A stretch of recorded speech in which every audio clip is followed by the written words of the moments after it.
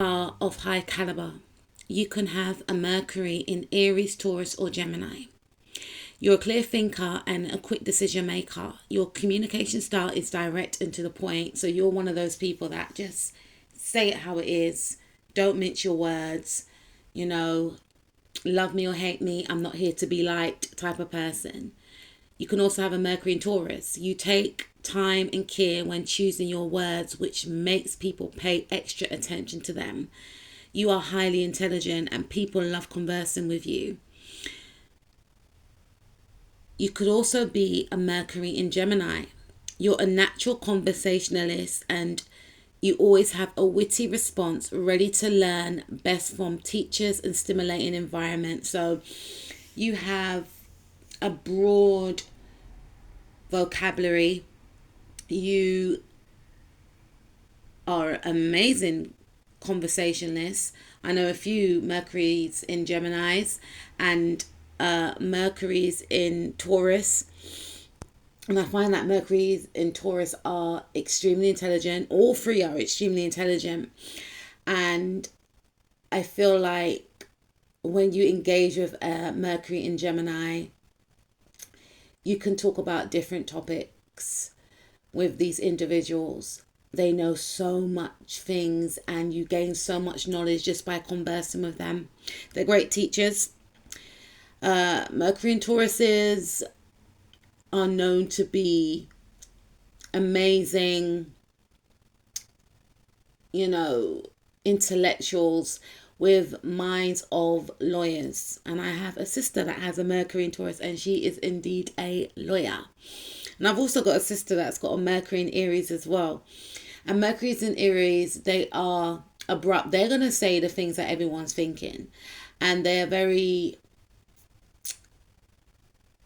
dominating in conversations. They get the last word in. And people respect their authority. We have Uranus, change and liberation, Aquarius. So people find you to be very eccentric. You're very different. You march to the beat of your own drum. You're not a follower. You are a leader. And people actually copy you. People actually want to be as exciting as you.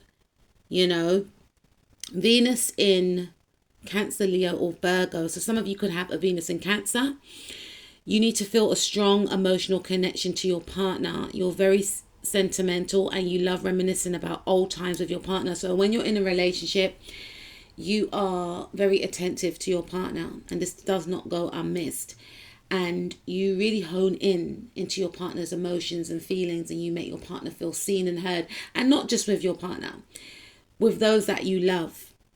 You enjoy showering people with gifts and giving up the spotlight.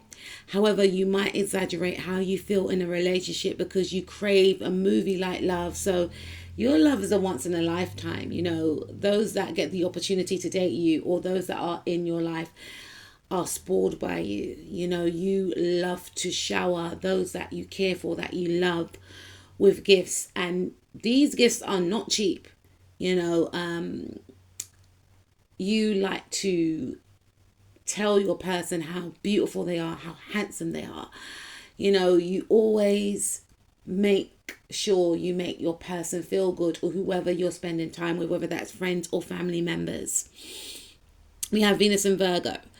You show your love through acts of service and like to be appreciated for the things you do. So if you have a Venus in Virgo, you may like to, like the card suggests, do things that are acts of service, like maybe cooking for your partner, maybe making sure that they got their packed lunch, maybe tidying up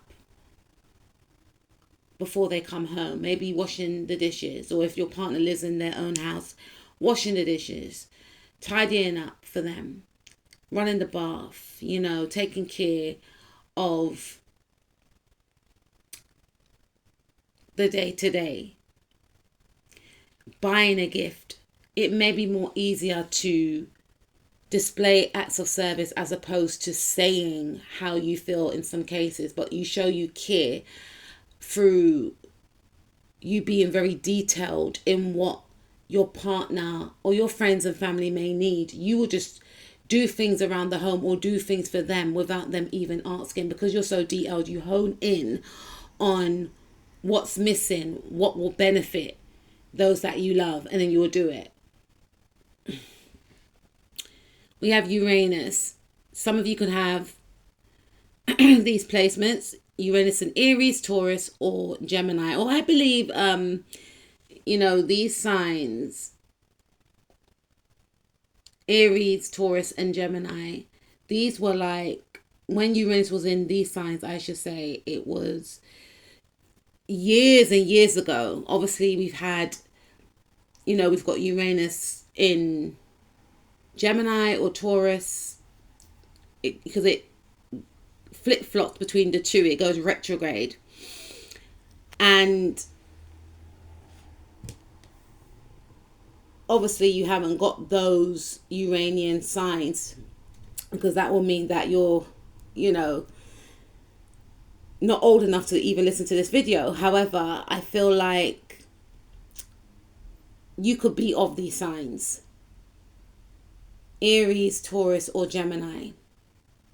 You like to jump in head first and to work independently. You don't like to rely on others to get things done. So your independence is very attractive to others.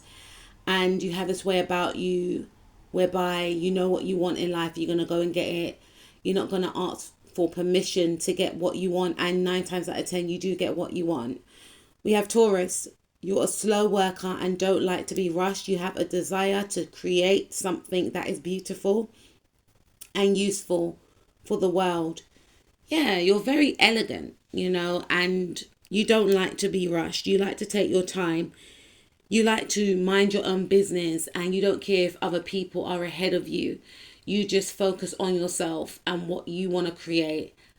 And when the time is right, you'll present it to the world. You have Gemini. You have many innovative ideas, but find it hard to follow through with them all. Your enthusiasm for projects also makes you great for being a teacher, scientist, inventor, and explorer. So you have many, many great ideas, and people are just in awe of you. You've got a mind of a genius. You've got a mind of a genius, and people like to converse with you because it's like they're trying to nitpick your mind. They're trying to wonder, what are you going to do next? What are they going to talk about next? You bring up a lot of excitement, is what I'm picking up. So you may attract people that love to converse with others. Especially when I say converse with others, let me elaborate that. You may tend to attract romantic partners or people in general that are attracted to mental stimulation. We have the 9th house. So some of you could be Sagittariuses. 9th house represents your sense of what lies beyond the horizon. It invites us to travel physically and mentally through higher education, philosophy, and religion. So very highly intelligent. Some of you could have degrees, or some of you could have many degrees. PhDs is what I'm hearing. But you're always on the quest for learning, to expand your knowledge. You could be very worldly. You could speak many different languages. And even if you haven't got a degree, you are extremely intelligent, extremely spiritual. And people just find you to be amazing, otherworldly. Like, wow, is this person really real? Is what I'm picking up. 3rd house again. Your communication style, the way you think, is really coming to the forefront. And people just see you as someone to be valued very deeply. Like your intellect is very, very valued, very, very admired. 4th house, Cancerian energy, very loving, very nurturing. You make people feel at home even if they're not your family members. We've got 6th house, so you could be a Virgo, very practical, always looking out for others, and someone that genuinely cares but doesn't shout their love from the rooftops. But the energy that you put into connections is felt. 10th house. So some of you could be a Capricorn, and I feel like you are very well respected. You identify strongly with your career and need to have a respected role. That's what I just mentioned. I wasn't even looking when I said respected. You are likely to have many